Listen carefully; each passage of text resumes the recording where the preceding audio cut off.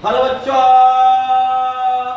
कैसे हैं आप लोग। आशा करता हूं आप लोग मस्त होगे, जबरदस्त होगे और मन लगाकर पढ़ाई करते होंगे।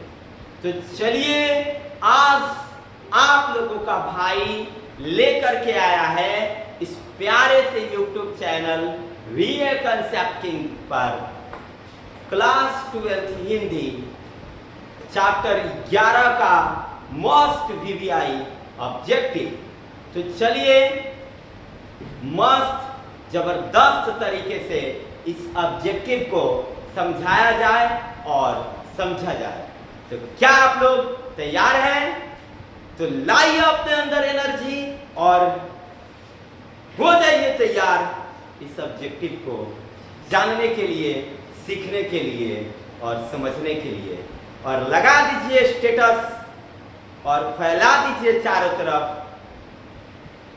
ताकि ज्यादा से ज्यादा बच्चे देखें और साथ ही साथ आप भी अपने दिल को थाम लीजिए, ताकि कहीं आप लोगों को इस ऑब्जेक्टिव को देख करके होश हवास न उड़ जाए, क्योंकि ये ऑब्जेक्टिव अपने आप में मोस्ट ऑब्जेक्टिव है। तो याद रहे, ऑब्जेक्टिव इंपॉर्टेंट है, वीडियो अंत तक जरूर देखना है। शुरू होता है आप लोगों का मैं मनीष गुप्ता वीए कंसेप्ट के यूट्यूब चैनल पर आप लोगों का फिर से मैं स्वागत करता हूं और शुरू करता हूं हंसते हुए मेरा अकेलापन के ऑब्जेक्टिव को। तो आप देख सकते हैं, हंसते हुए मेरा अकेलापन। मलेच्छ का जन्म कब हुआ था बताइए? मलेच्छ का जन्म कब हुआ था? मेरे समरी को जाकर के देखिए, फिर यहाँ पे आइए और बताइएगा कि क्या लाभ है मेरे समरी को देखने से। मलेच्छ का जन्म कब हुआ था? मलेच्छ का जन्म 1935 1942। मलेच्छ का जन्म कब हुआ था बताइए? 1935 1942 1944 1936। तो मलेच्छ का जो जन्म हुआ था 1935 में हुआ था। Option number A for Amarendra Baahubali. मलेच्छ का जन्म कब हुआ था? 1935। मलेच्छ का जन्म 1935 में हुआ था। चलिए आगे। मलेच्छ का मूल नाम बताइए। मलेच्छ का मूल नाम, मलेच्छ का मूल नाम बताइए भैया जी। मलेच्छ का मूल नाम बताइए भैया जी। मलेच्छ का मूल नाम बता दीजिए लोग। मलेच्छ का मूल नाम बताइए लोग। आप लोग बताइए, मलेच्छ का मूल नाम बताइए। मलेच्छ का मूल नाम बता दीजिएगा। भरत श्रीवास्तव, निर्मल कुमार श्रीवास्तव, राजीव कमल श्रीवास्तव, इनमें से कोई नहीं। तो मलेच्छ का जो मूल नाम है वो भरत श्रीवास्तव है। Option number A. Option number A, मलेच्छ का मूल नाम क्या है? भरत श्रीवास्तव। ना जी, भरत श्रीवास्तव। ना जी, भरत श्रीवास्तव। आगे किस पाठ में आया है? आदमी अर्थात को जीता ही नहीं, ये अर्थात को रचता भी है।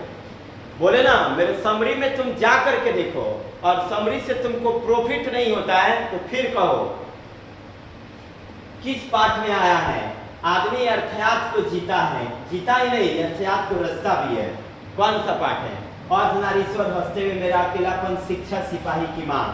तो ये जो बात आई है, आदमी अर्थात को जीता ही नहीं, आदमी अर्थात को रचता भी है, हंसते हुए मेरा अकेलापन में आया है। ऑप्शन नंबर बी, हंसते हुए मेरा अकेलापन। हंसते हुए मेरा अकेलापन में आया है कि आदमी यथार्थ को जीता ही नहीं, यथार्थ को रचता भी है। आगे, सुरक्षा कहां से हो सकती है? घर के भीतर अंधेरे में, पलायमान में, चुनौती को झेलने में। सुरक्षा कहां हो सकती है? घर के भीतर अंधेरे में, पलायमान में, चुनौती के झेलने में। पलायमान माने भाग जाने में। सुरक्षा कहां हो सकती है? तो सुरक्षा चुनौती को झेलने में है। हम जीतेंगे और जरूर जीतेंगे। हमारी जीत की आवाज दूर दूर तक सुनाई देगी। और इतना ही नहीं, जब तक तोड़ेंगे नहीं तब तक छोड़ेंगे नहीं। तुमको क्या लगता था हम नहीं लौटेंगे? ला आ गए हम। सुरक्षा कहां से हो सकती है? चुनौती को झेलने में। जो जितना चुनौती झेलता है उसकी सुरक्षा उतनी बढ़ती है। आप देखो मलय जी का जन्म कहाँ हुआ था? मलय जी का जन्म कहाँ हुआ था बता दीजिए लोग। सिमरिया बेगूसराय बिहार, लमही वाराणसी उत्तर प्रदेश, महुई आजमगढ़ उत्तर प्रदेश, इटारसी मध्य प्रदेश। मलय जी का जन्म कहाँ हुआ था? मलय जी का जन्म कहाँ हुआ था? अच्छे को ट्रिक बताते हैं। महुई, महुई। मलय जी का जन्म Mahui Azamgarh Uttar Pradesh. Option number C for Kattappa. Malay ji का जन्म कहाँ हुआ था? महुई आजमगढ़ उत्तर प्रदेश। मलय जी का जन्म कहाँ हुआ था? मलय जी का जन्म कहाँ हुआ था? महुई आजमगढ़ उत्तर प्रदेश। मलय जी की कृतियों का नाम बताइए। मलय जी की कृतियों का नाम। जखम पर धूल। बोले ना जाके समरी तुम देख के आओ। अभी पहले समरी देखो फिर ऑब्जेक्टिव करो और बताओ कि क्या प्रॉफिट हुआ। तहलका मचा दोगे तहलका, तुम्हारे भाई का वादा है, आग लगेगी आग। मलय जी की कृतियों का मलय जी के कृतियों का नाम बताओ। जखम पर धूल, अपने होने को अप्रकाशित करता हुआ, कविता से साक्षात्कार, संवाद और एकलाप, रामचंद्र शुक्ल, हंसते हुए मेरा अकेलापन पीठ सभी। बता दो भैया मलय जी की कृतियों का नाम। तो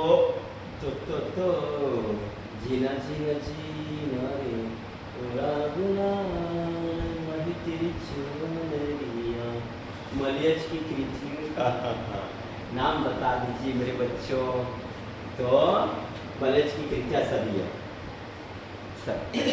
सब के सब मलय जी। मेरे लाडलों, मेरे बच्चों, ये सब के सब मलय जी लिखे हैं, है ना। चलिए, किसने लिखा है? एक कलाकार के लिए यह निहायत जरूरी है। एक कलाकार के लिए यह निहायत जरूरी है कि उसमें आग हो और वह खुद ठंडा हो। आह क्या मस्त। मलय जन्मधारी से दिनकर, जवाहरलाल नेहरू, महात्मा गांधी।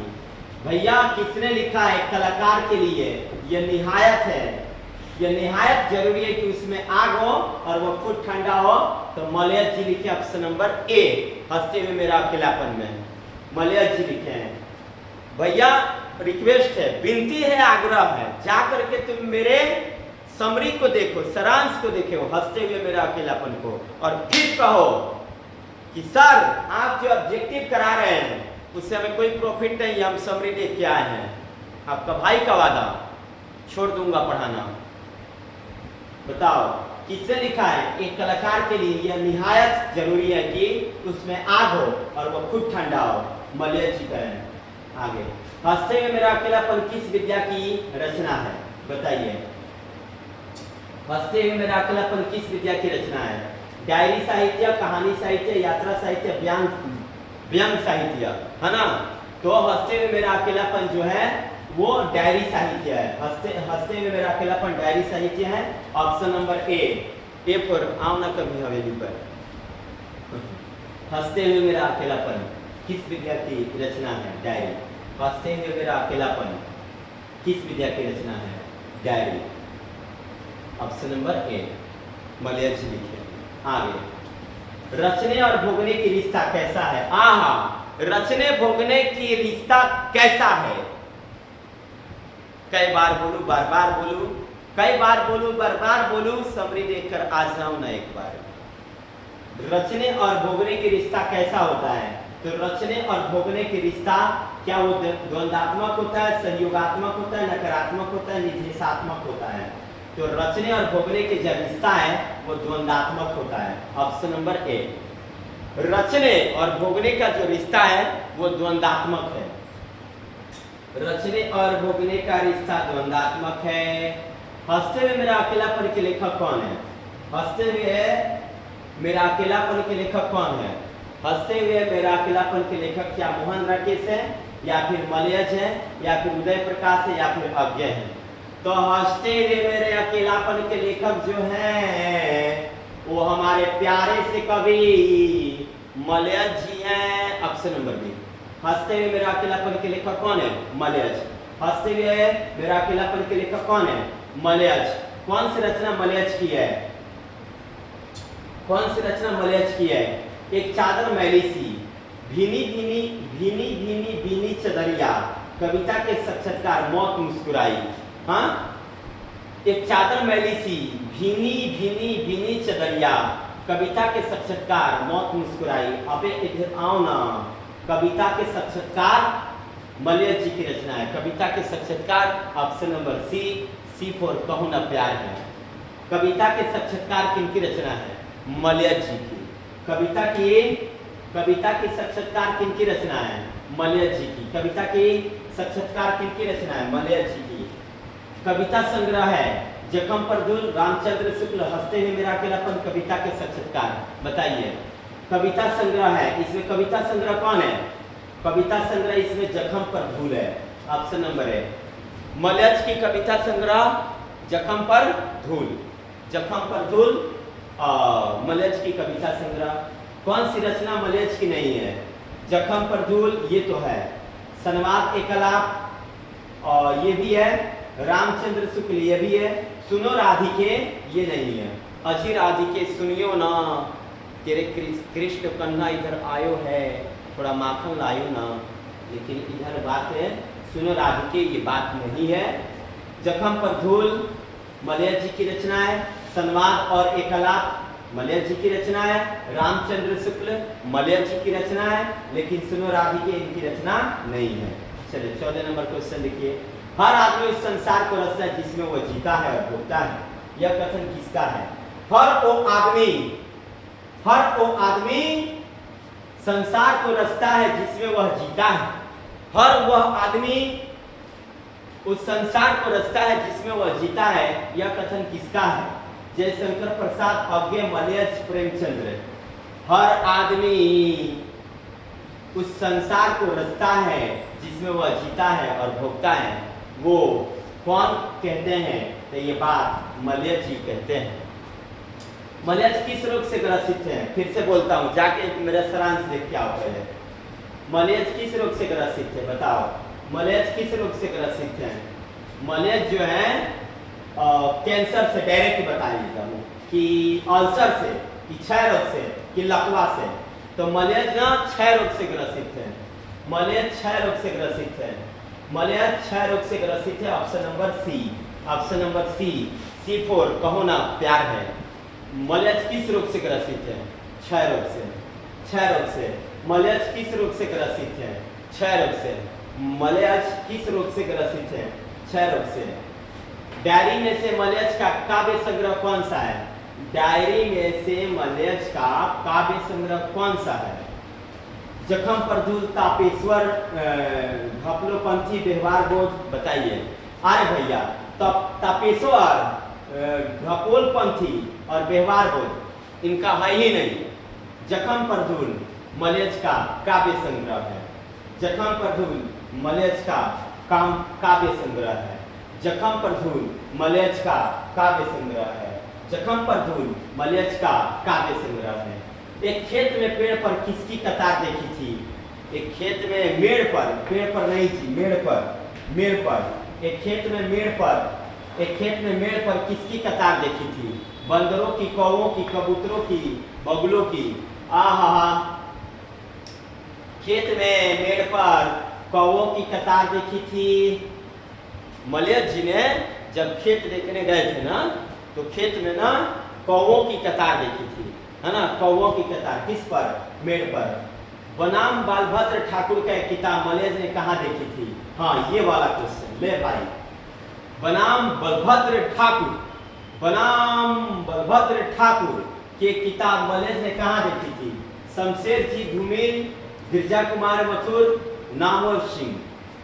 तो बनाम बलभद्र ठाकुर की एक किताब मलयज ने शमशेर जी क्या देखी थी? शमशेर जी, ऑप्शन नंबर ए, शमशेर जी क्या, है ना? आगे, लेखक के अनुसार सुरक्षा कहाँ है? घर में, सड़क पर, सूरज की रोशनी में, कहीं नहीं। बताइए कहाँ है? बताइए दो भैया, सुरक्षा कहाँ है? हाँ, बता दो। लेखक के अनुसार सुरक्षा कहाँ है? लेखक के अनुसार सुरक्षा घर में है कि सड़क पर है, कि सूरज की रोशनी में, कि कहीं नहीं। लेखक के अनुसार सुरक्षा सूरज की रोशनी में है। Option number C, option number C, है ना। आप देखो मलयज ने डायरी कितने वर्षों तक लिखी थी, बताओ। मलयज ने डायरी कितने वर्षों तक लिखी थी, बताओ भैया। मलयज ने डायरी कितने वर्षों तक लिखी थी, बताई दो। मलयज ने डायरी कितने वर्षों तक लिखी थी। मलयज जो थे डायरी कितने वर्षों तक लिखे, 33, 32, 34, 27, कब वर्ष तक? तो मलयज जी 32 वर्ष तक डायरी लिखे थे। वाह, 32 साल तक डायरी लिखे थे। डायरी लेखन में मलयज ने क्या बताया है? डायरी लेखन में मलयज ने क्या बताया है? 21 नंबर क्वेश्चन है। डायरी लेखन में मलयज ने क्या बताया है? तो डायरी लेखन में मलयज ने क्या बताया है? एक जीवन संघर्ष, वाली चिंतन, ठहरता हुआ जंगल, नित्य कई। बताइए। तो डायरी लेखन में ना मलयज जी ने एक जीवन संघर्ष को बताया है, जीवन संघर्ष को, है ना। डायरी लेखन में मलयज जी ने क्या बताया है? जीवन संघर्ष को बताया है। डायरी लेखन में मलयज जी ने क्या बताया है? जीवन संघर्ष को। डायरी विद्या किस विद्या से, डायरी विद्या से संबंधित रचना कौन है? डायरी विद्या से संबंधित रचना कौन है? डायरी विद्या से संबंधित रचना कौन है? ओ सदानीरा, उसने कहा था हंसते हुए मेरा अकेलापन, एक लेख और एक पत्र। तो डायरी विद्या से संबंधित रचना हंसते हुए मेरा अकेलापन है। Option number C. डायरी विद्या से संबंधित रचना कौन है? हंसते हुए मेरा अकेलापन। डायरी विद्या से कौन सी रचना संबंधित है? हंसते हुए मेरा अकेलापन। डायरी विद्या से कौन सी रचना संबंधित है? हंसते हुए मेरा अकेलापन। चलिए, कौन सी कथन सही है, बताइए। कौन सी कथन सही है? रचा हुआ अर्थात भोगे हुए अर्थात से अलग है। सुरक्षा अगर कहीं हो सकती है तो बाहर सूरज की रोशनी में नहीं। दस्तावेज रचना का कच्चा माल नहीं हो सकता। आदमी होने की शर्त यह रचा जाता है, भोगा जाता है, संसार नहीं। तो भाई ये तीन बातें जो बिल्कुल गलत है। रचा हुआ अर्थात भोगे हुए अर्थात से अलग है। रचा हुआ अर्थात भोगे हुए अर्थात से अलग है। ये ऑप्शन नंबर ए जो है ये सही है ना। रचा हुआ अर्थात भोगे हुए अर्थात से क्या है? अलग है। आगे, जखम पर धूल कविता किसकी रचना है? जखम पर धूल कविता मलयज जी की रचना है। जखम पर धूल किनकी रचना है?